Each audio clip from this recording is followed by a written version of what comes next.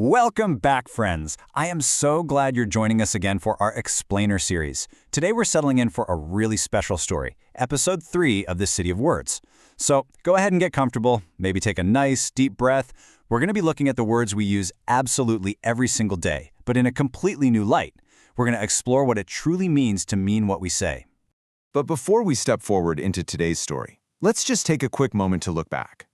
Remember what happened in our last explainer? We watched this really strange quiet fall over the school. The words thank you and please just literally vanished from the air. And, well, through Maya's notebook, we discovered a crucial clue. It wasn't the letters or the sounds that were missing. It was the actual human presence, the real attention behind those words. That's what had disappeared. People were just tossing around empty words without bringing their true selves into the conversation. And that left us with a pretty profound mystery. Remember Mr. Ellis standing there before his class? He asked this question that just hung in the quiet room. What would have to change for the words to come back? It's a question that asks something of all of us, really. So today, we're going to follow one student who decided to find the answer. Okay, let's dive right into Section 1, Ethan's Honest Experiment. So our story today centers entirely on Ethan. Ethan realized that a big question requires a brave answer. So he decided to run a very personal, very honest experiment on himself. He set up some strict rules for his day. And the experiment was remarkably simple, which honestly is exactly what made it so incredibly hard. He wasn't taking a vow of silence, no. He was still going to talk and participate. But for one full day, he would absolutely not say any word he didn't actually mean. Every single time he said thank you, it had to carry real, warm gratitude. Every sorry had to contain real acknowledgement of a mistake. And every please had to be a genuine request, not just some polite habit he'd picked up. So how did it actually go? Well, that first hour was weird. It was strange. Before he answered anyone, he found himself pausing. Whenever an automatic response rushed up to his lips, he'd hold it back for just a beat. He literally had to look inside himself, locate the actual feeling, and ask, is the feeling actually there? Is this word earned? Most of the time, it was. But the funny thing was, he just hadn't ever bothered to check before. Which brings us to Section 2, the hallway collision. This quiet, totally internal experiment was about to meet the loud, completely unpredictable reality of the school hallway.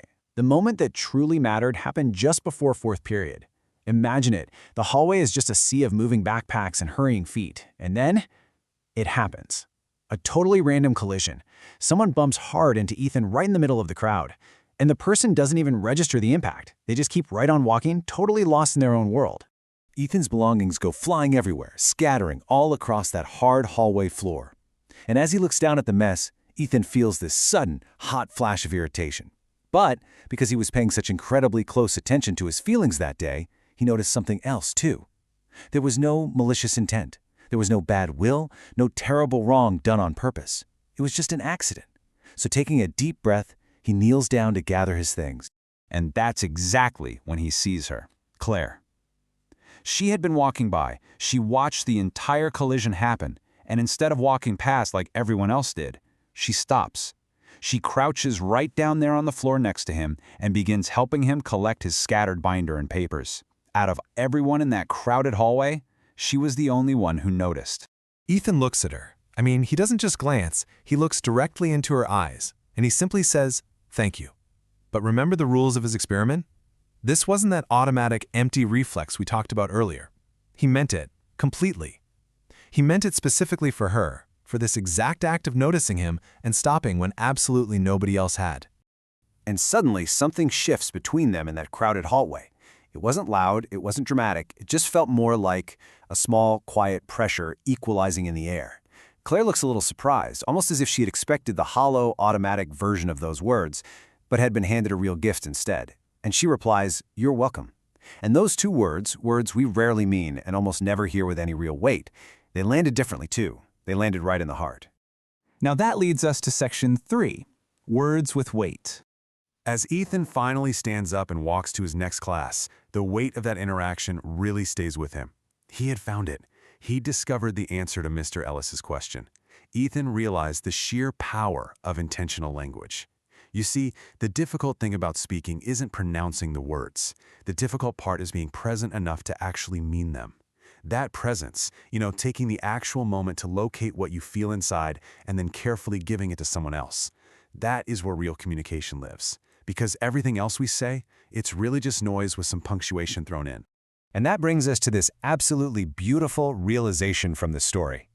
I'd love for you to read this quietly along with me. Meaning travels with the word, or it doesn't travel at all. You simply cannot send a signal without being present enough to transmit it. If your heart isn't in the word, well, the word just arrives empty. And finally, Section 4, a challenge for you. So that brings us right from Ethan's world all the way back to ours. What is one word or even one phrase that you could commit to only saying when you genuinely mean it, starting today? Think about it. What might change in your life, in your home, or at your school if you tried Ethan's experiment? I would absolutely love to hear your thoughts on this. Make sure to subscribe to StorySpark Studio, share this explainer with someone you really care about, and please comment below. Tell us, what word are you going to choose? Until next time, friends, remember to mean what you say. Thank you so much for learning with me today.